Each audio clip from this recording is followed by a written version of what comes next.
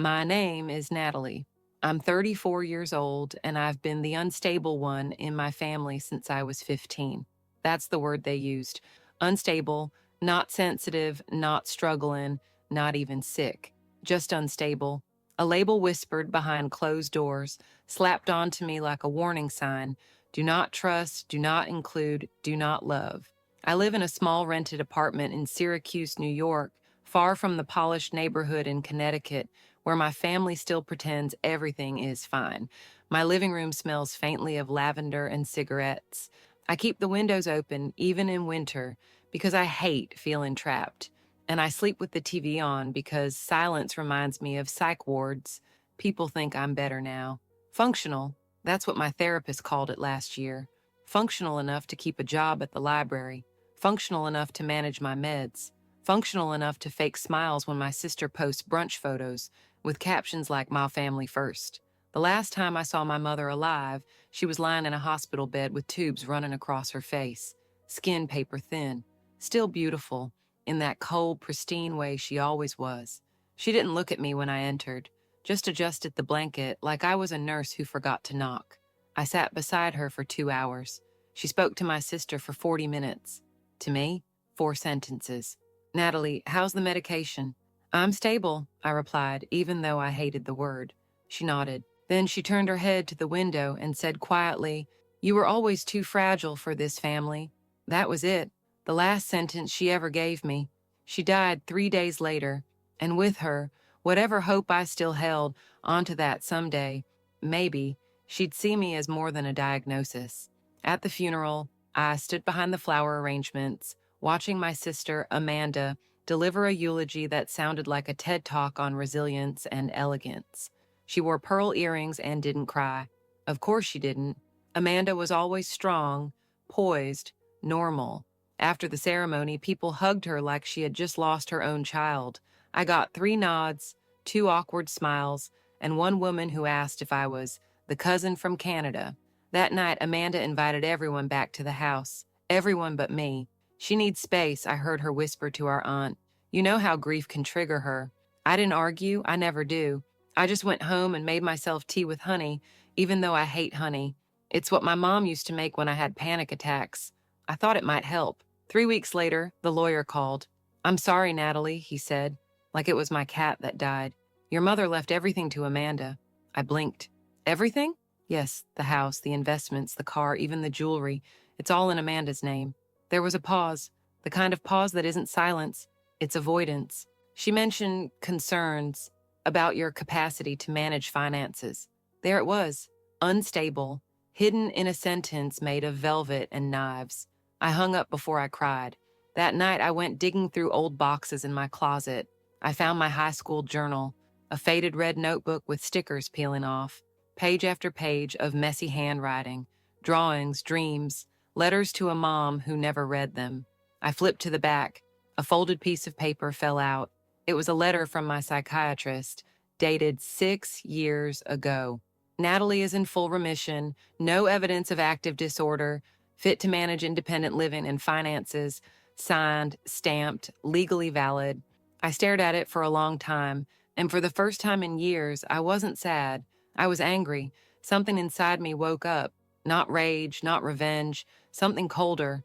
I didn't want to be seen. I wanted to be remembered, and I was going to make sure I wasn't forgotten again. 2 weeks after the will, Amanda sent me flowers, white basket, fake hydrangeas, the kind you'd send to someone you didn't actually like. There was a little card, handwritten in her neat, perfect pen.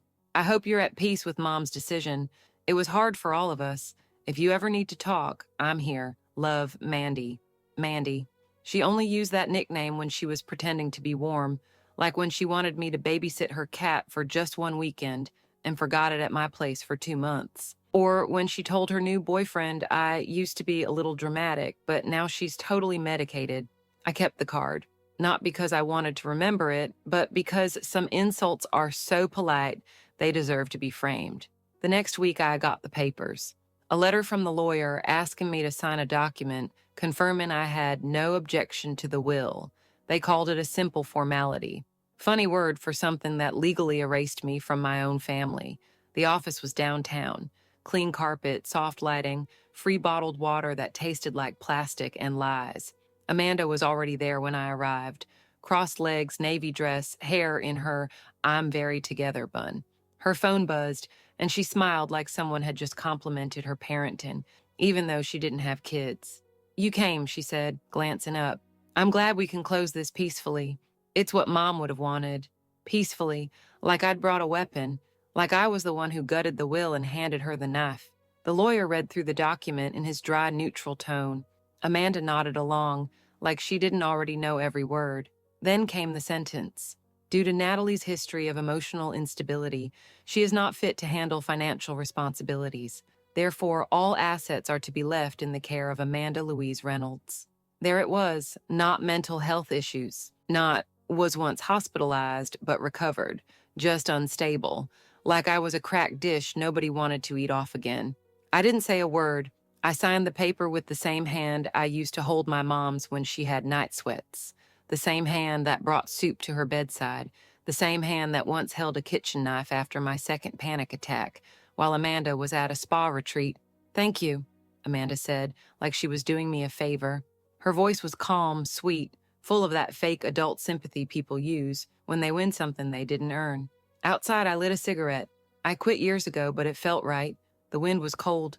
My fingers shook, not from sadness, not from stress, but from something deeper.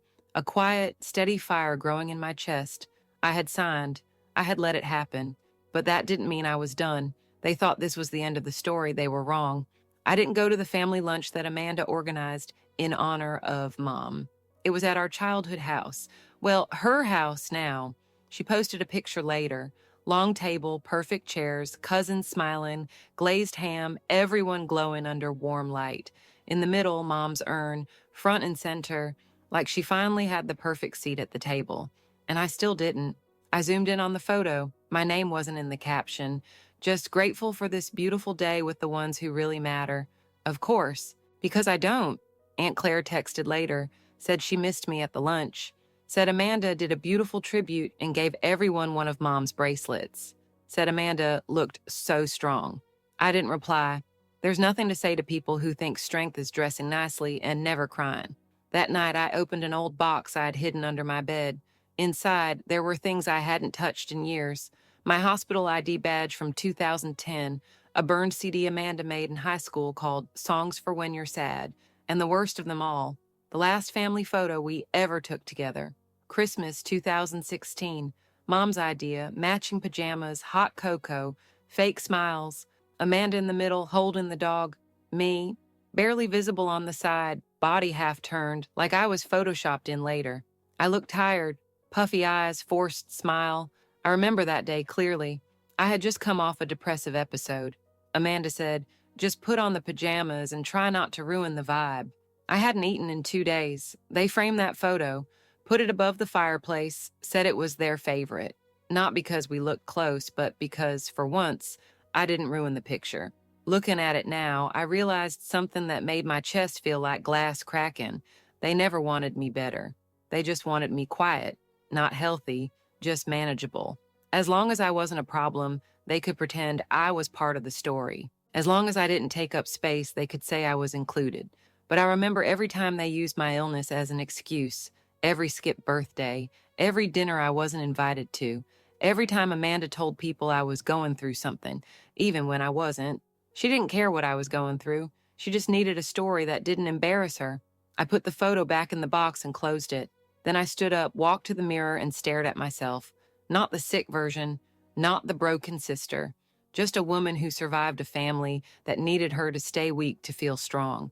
They had taken everything from me, the money, the house, the stories, but they didn't take me. And what they don't know is I kept something too, something Amanda would never expect, something I never showed anyone. And it's going to change everything. The thing Amanda didn't count on was my memory. She always assumed I forgot things because of the meds, because of the breakdowns, because it was easier for her if I didn't remember.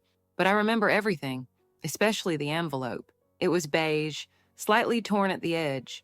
I found it years ago, right after Mom got sick the first time. I was cleaning the drawers in the guest room, my room technically, but Amanda had always called it that. Inside the envelope was a printed email from our mom to her lawyer. Subject, update on estate distribution. It wasn't meant for my eyes, it wasn't even signed. But the words were burned into my mind. Both girls will receive equal shares. Natalie may need a trustee, but I want her to feel protected, not punished. Amanda can help manage the assets, but Natalie's name must be on everything. It was dated 2 years before Mom died, before Amanda took over, before the diagnosis got worse, before equal became zero.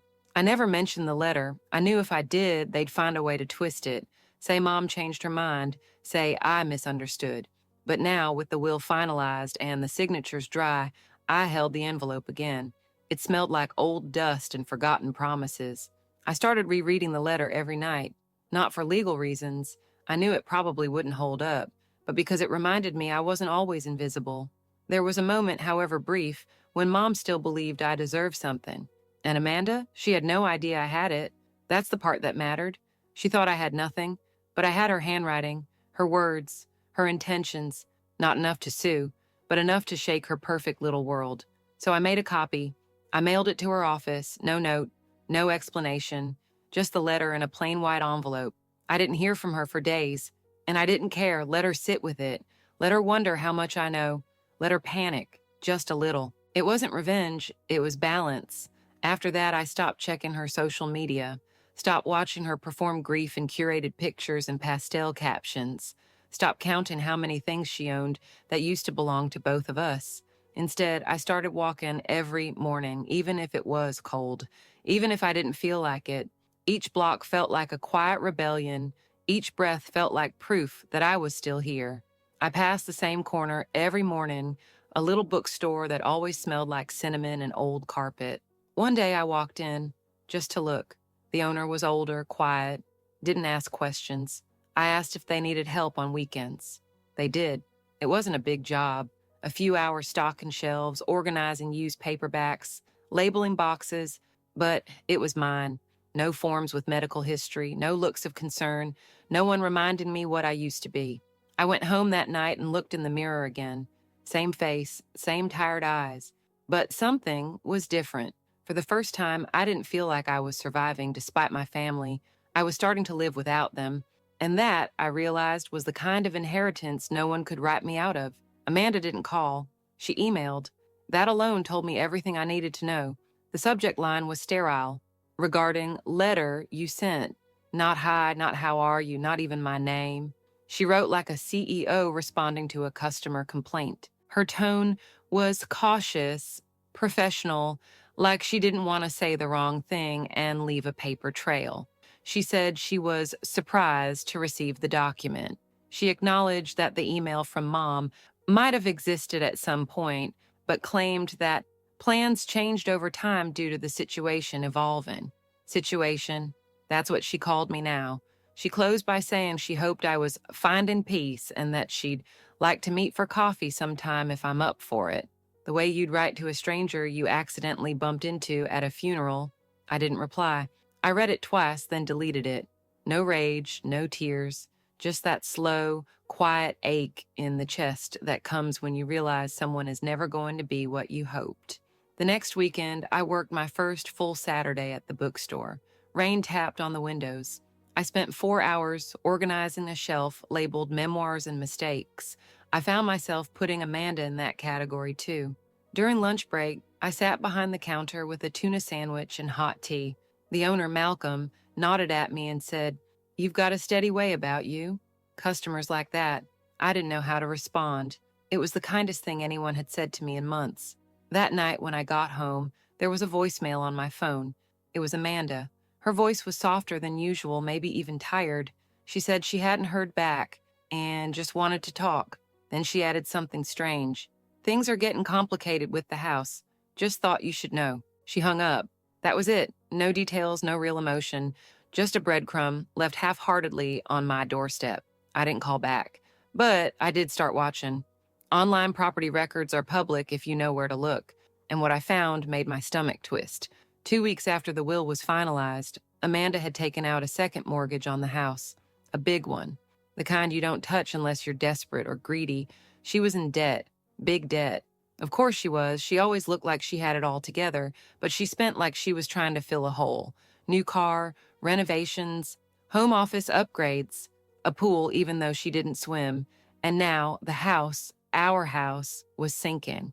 I sat in my living room, lights dim, the smell of leftover soup in the air, and I laughed. Not a loud laugh, not joyful, just one of those dry, hollow chuckles that escapes when life surprises you in exactly the way you expected. Amanda had everything, and she still managed to ruin it. And me, the unstable one, I was paying rent on time. I had a job, a routine, even a plant that hadn't died yet. It wasn't justice, it wasn't karma, but it was enough for now. Let her keep her apologies wrapped in legalese. Let her sip her overpriced coffee by the pool she can't afford. I wasn't planning revenge. I was planning a life, and she had no place in it. Amanda showed up at my door a week later. No warning, no text. Just the sound of her high-heeled boots tapping down the hallway like she still believed the world would part for her. I didn't answer. I watched her through the peephole. She stood there for a few minutes, holding her purse like it was armor, looking at the chipped paint on my door like it offended her. She knocked once, not loud, not aggressive, just a soft, careful tap, like I was a sleeping dog she didn't want to wake. Then she left. She didn't slip a note under the door. She didn't try again, just walked away, probably back to her SUV that smells like perfume and disappointment. That night, she sent another email. Shorter this time. I'm trying, Nat, but you won't let me in. Let her in. She spent years building a life where I didn't exist, and now she wanted a guest pass. I didn't respond. Again, not because I wanted to hurt her, but because I had nothing left to give. I'd already handed over every piece of me that mattered, and she cashed it in, redecorated the house, and changed the locks. I kept thinking about that phrase she used. I'm trying. Trying what exactly? Trying not to drown in debt? Trying to look like the good sister now that people were starting to ask questions? Because they were, quietly. Cousin Rachel messaged me. She said she saw Amanda crying in the church parking lot after Sunday service. She looked lost, Rachel wrote. Did something happen between you two? I typed back, nothing happened. That's the whole problem. Then I deleted it. No one would believe me anyway. I've learned that truth only matters when it's convenient. And I was never convenient. Amanda, on the other hand, she was the gold-plated child, the pretty one, the smart one, the stable one. But they never saw what I saw. They didn't see her laugh at me behind closed doors when I had a panic attack at 13. Didn't hear her tell her friend at the mall, "Don't talk to Natalie too long. She'll trauma dump on you." They didn't see her roll her eyes every time Mom said, "You should be more patient with your sister." Patience? Amanda didn't want patience. She wanted performance. A family that looked good in pictures. A sister who didn't make guests uncomfortable. A legacy with no footnotes or fragile parts. And I ruined that, just by existing. But now, things were different. She was unraveling, and I was still standing. Not happy, not healed, but upright. Some nights I sat in my small living room, drinking tea that went cold too fast, and I imagined what she'd do if I just replied, if I gave her what she wanted. Closure, forgiveness, a soft place to land. But I also knew that forgiveness, real forgiveness, isn't something you get just because your life got hard. It's something you earn by telling the truth. And Amanda had never told the truth in her life. So no, I wouldn't open the door. I wasn't angry anymore. I wasn't waiting for justice. I just didn't owe her anything. Sometimes the most powerful thing you can do is nothing. Let them spin. Let them reach. Let them feel the absence they created. I wasn't the cautionary tale anymore. She was. Spring came late that year. The kind of late that makes the trees hesitate before blooming, unsure if it's safe to open. I understood the feeling. I was still working weekends at the bookstore. Malcolm asked if I wanted more hours. I said yes without thinking. It was the first time I said yes to something without guilt attached to it. No obligation, no strings, no one watching to make sure I didn't slip. One afternoon, while restocking the memoir section, I found a book with a title that stopped me cold, What They Left Behind. I held it in my hands for a few minutes, not even reading the back, just staring at the title like it was a message. What they left behind, indeed. Amanda hadn't written again, not after the last email, not after the knock on my door, and I hadn't reached out either. I think we both realized there was nothing left to say that wouldn't rot in our mouths, But the thing about silence is that it becomes a kind of clarity. Without noise, you start to hear yourself again. I cleaned out my closet one Sunday, not because I had to, but because I finally wanted to. I found old journals, old meds, even a folded paper with my mom's handwriting, a grocery list, chicken broth, mint tea, tissues, tampons. Nothing special, but seeing it made something strange happen in my chest. She was still my mother, cruel, distant, unequal, but still. I sat on the floor for a while, holding that list, not crying, not nostalgic, just still. I realized then that I didn't hate her, not anymore, but I also didn't miss her. And that was more powerful than I expected. Forgiveness doesn't always come with a sunrise or a speech. Sometimes it just sneaks in like a draft, cool and honest. I didn't forgive her because she deserved it. I forgave her because I needed space to move. Amanda, though, was a different matter. Forgiveness implies something was taken and might be returned. But with her, nothing would be. She had made her choice, over and over. She chose the role of the daughter who stayed sane, even if it meant stepping on the one who didn't. She chose silence when she could have spoken. She chose the will, the money, the house, and then she chose debt. And now? Now she had to sit with it, not because I wanted revenge, because I wanted peace. I walked past our old neighborhood a few days later. I didn't plan to. I was heading to a market and took the wrong turn. There it was, the house. Still big, still white, but the paint was fading and the lawn was overgrown. Amanda had posted a photo of it months ago with the caption, "Home Sweet Home." But it didn't look sweet. It looked tired. Just like her, a for sale sign stood crooked at the edge of the yard. I kept walking. I didn't stop. I didn't take a picture. I didn't even blink. That house had been a war zone dressed as a family dream. Let someone else repaint it. That night I lit a candle. I never used to. I hated fire. But I lit one and watched it for a while. Not to burn anything. I wasn't that poetic. Just to watch something stay steady. People like Amanda think power is control. But I learned something different. Real power is in what you don't respond to, what you don't explain, what you don't beg for. I didn't burn the bridge. I just never walked back. In the end, she inherited the furniture, the bank accounts, the silverware, the title of executor. I inherited silence, boundaries, freedom. And for the first time, I knew she got the house. But I got myself.